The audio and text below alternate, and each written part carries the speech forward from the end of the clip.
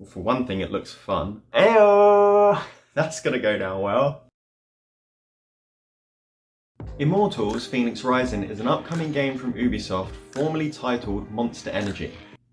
Oh no, wait, sorry. It's so easy to get confused. It was revealed as Gods and Monsters at E3 2019 and is being touted as Ubisoft's version of Breath of the Wild, with some Assassin's Creed thrown in. And there is a comparison to be made, which we'll get into, but I'm also going to show you how Immortals Fenyx Rising isn't like The Legend of Zelda Breath of the Wild. Let's start with the similarities, because it's easy to see the influence that Breath of the Wild has had on Immortals Fenyx Rising. And the developers have straight up said, yeah, we took a lot of influence from Breath of the Wild. They both take place in vast open worlds, and you need to capture towers to unlock sections of the map. Now, we haven't actually seen that bit in... I was going to say Gods and Monsters then. We haven't actually seen that bit in Fenyx Rising, but it's an Ubisoft game, and it's a very well-educated guess to say that we'll be capturing towers to unlock the map. I'm pretty sure Nintendo borrowed that concept from Ubisoft games for Breath of the Wild, so we're really coming full circle here. God, Nintendo is so unoriginal. Now this is a big one, because I don't know any other games that do this, but everything can be climbed. So much like Breath of the Wild, everything in Immortals Fenyx Rising can be climbed.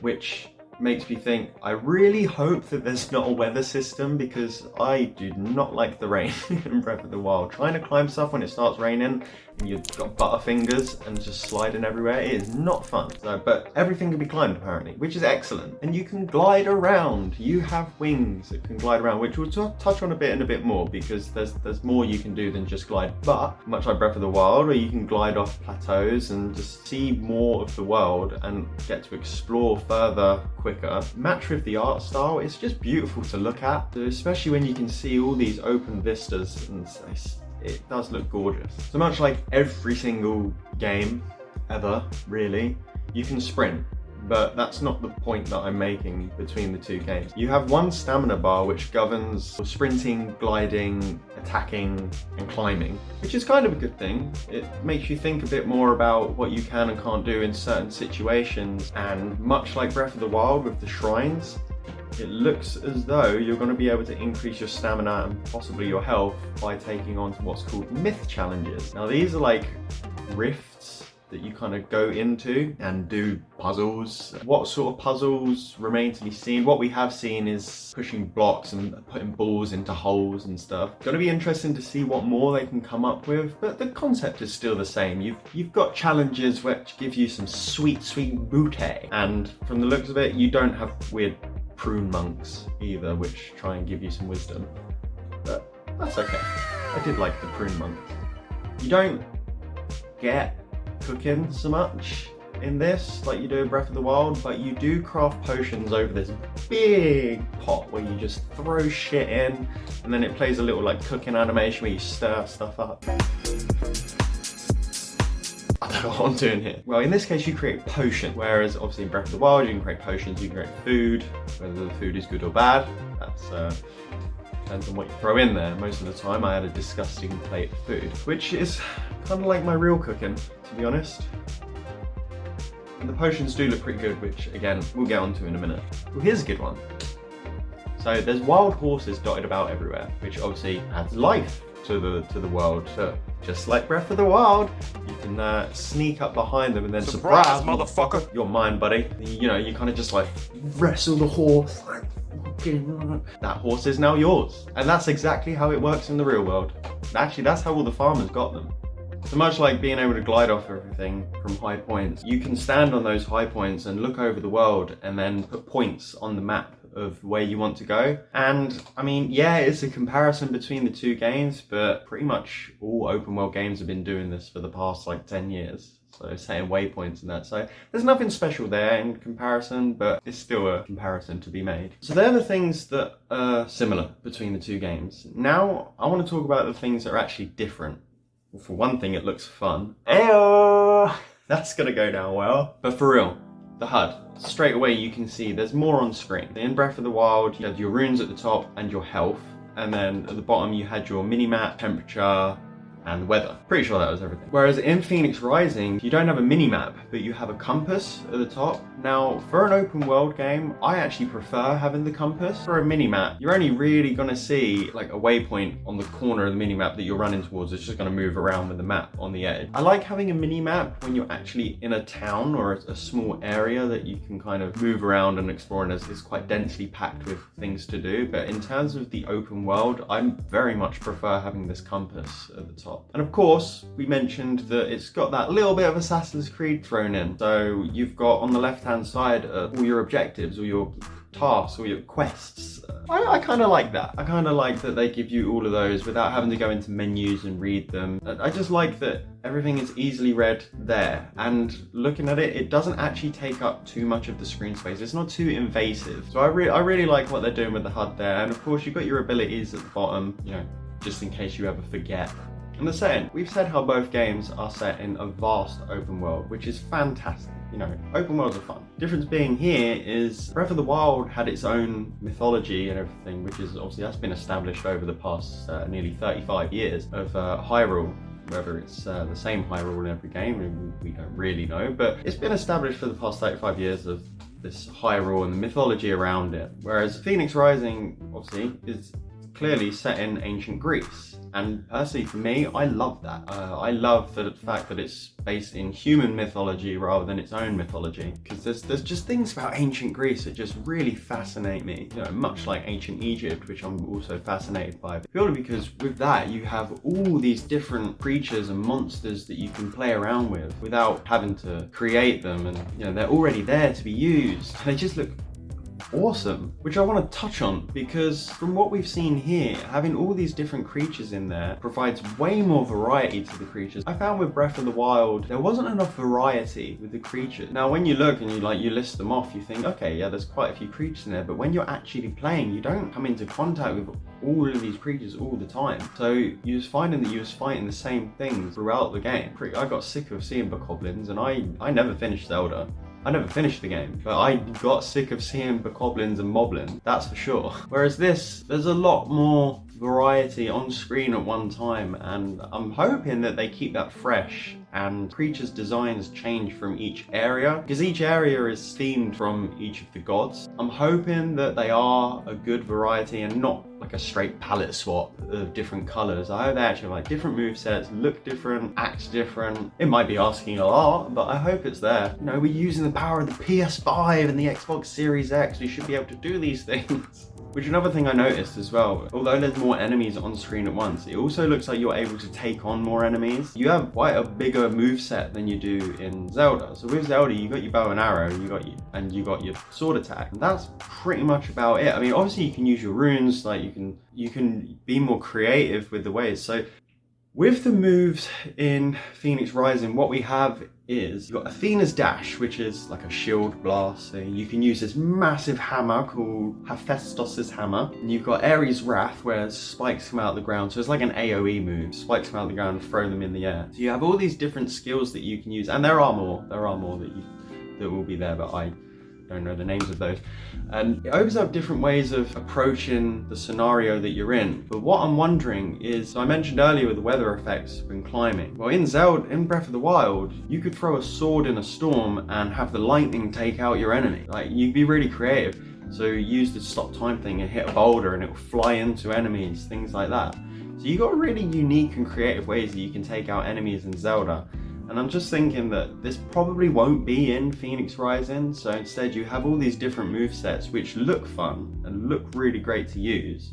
And I'm sure it's not going to get boring to use throughout the game, but obviously there is that difference there in your skill set that you can use. Whereas with Zelda comes mastery. I think it just means that these skills are just open to all types of players. I don't know how these different skills are going to affect this, but you can stagger enemies as well, much like you see in the more recent Final Fantasy games. Once you get an enemy to a certain point, they'll be staggered or stunned at some point, and you can just wail on them and do more damage. I love that system. I really do love that system. So it's really good to see here. And whilst fighting enemies, it also looks like you can juggle them, much like in Devil May Cry. So with you having wings, it means you can hit enemies into the air. So you can use Ares Wrath to knock an enemy into the air, and then you can jump in the air and then just start wailing on them in the air. It opens up a whole range of different ways to tackle combat. I'm assuming the big bastards can't be thrown into the air because that would be rather silly.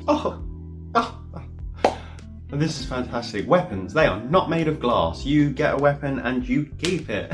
You get new weapons with different abilities and everything, and you can upgrade them, but they stick with you through the whole thing. They don't smash and blow up and then you have to go buy or find new ones. No, you keep these weapons and you can upgrade them, which is absolutely fantastic. So that's one thing I hated about Breath of the Wild. I hated the fact that the weapons just blew up after about 5 hits. It would, like, you just wave it in front of a goblin and then it goes and you're like, oh fuck, shit, I better go.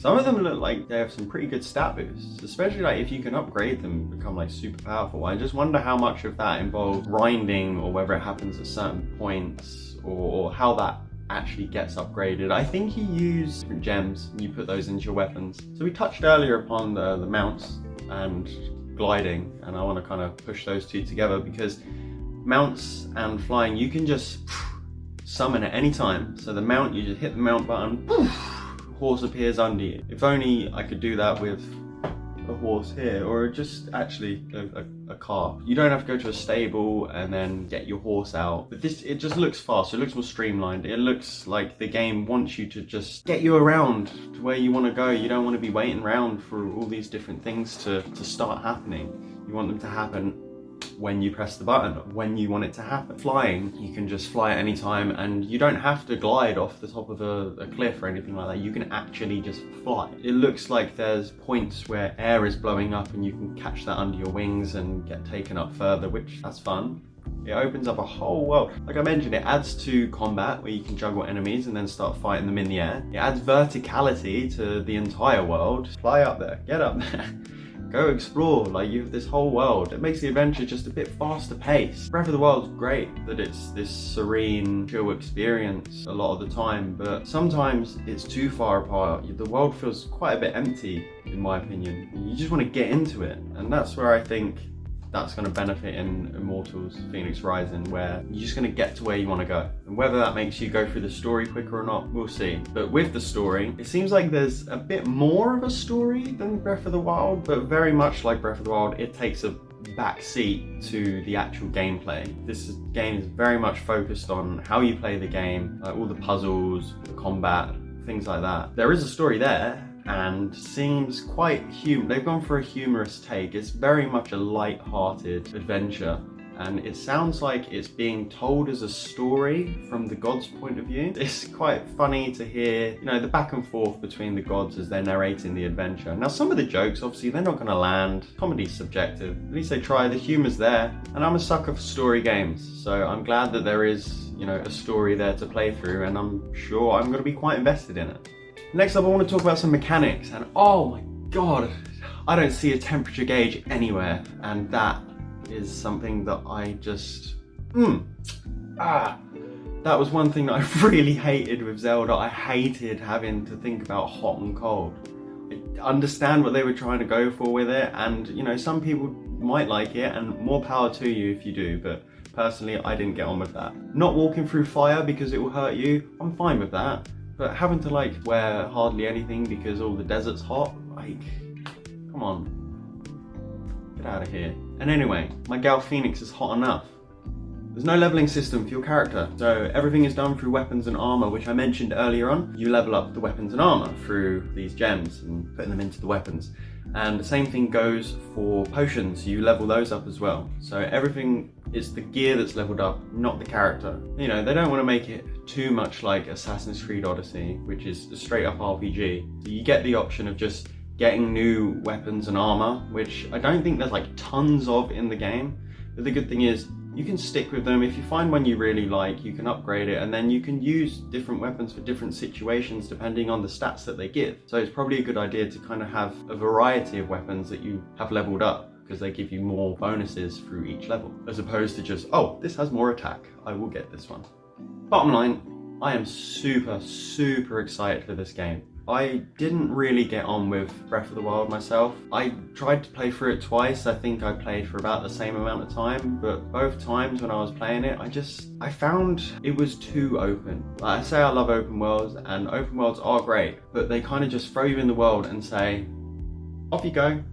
I like to have more direction, which is why in this I like having the compass at the top and having my tasks at the side. I mean, maybe it's from playing MMOs all the time, you know, having your quests at the side and things like that, but to a certain extent I like being told what to do. Even though I have freedom of what order to do it in, I like that there's the fact of being told on screen and not having to maybe go into a menu or have to go speak to that villager that I spoke to for him to give me some clues of where I need to go. It's like, I understand some people love that kind of detective work and figuring things out for themselves, but you know, I like being told what to do. I'm a sheep. Tell me where I gotta go, please. You know, like I said, the weapons, they're not made of glass, and the combat feels more involved with lots of different skills that you can use, and it just looks like a great show of lights and gusto.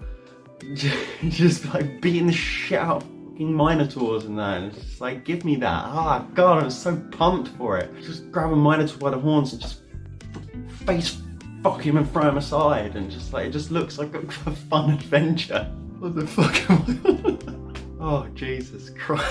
A lot of AAA games go for realism with their tone and graphics, and this looks just fun. It looks like it's just going for a light-hearted Greek mythical adventure of just fun. And that's all you need sometimes. You don't always want these deep, dark experiences from these AAA games when they're going for real groundbreaking, like realistic graphics, and it gets tiresome after a while. So I'm glad that we're getting like a big AAA game or a AAA studio that's putting out this fun type of game. Like, I love fantasy games. I mean, I'm a massive, massive fan of Final Fantasy. Each one of those have their own mythology and lore, and I love the lore of things like World of Warcraft, but I also just really, really do love it when games explore lore and mythology from human history. We've got all these fantastic stories that they just don't really get explored all too much anymore, and people want to create something new all the time, which that's not a bad thing. New is always good. I love the idea of just exploring these established mythologies, and I'm so excited to be able to just see all these different creatures, all the gods, before Kratos goes in and rips their heads off. Look, I am super excited for this game, and I'm probably going to pick it up on day one, and I hope you're excited for it too. But what do you think about Immortals Fenyx Rising? Let me know in the comments down below. Smash that like button, because it really does help me out, and please consider subscribing. I have a video on Final Fantasy 16 coming your way real soon. Thank you so much for watching, and I'll see you guys in the next video. Bye bye.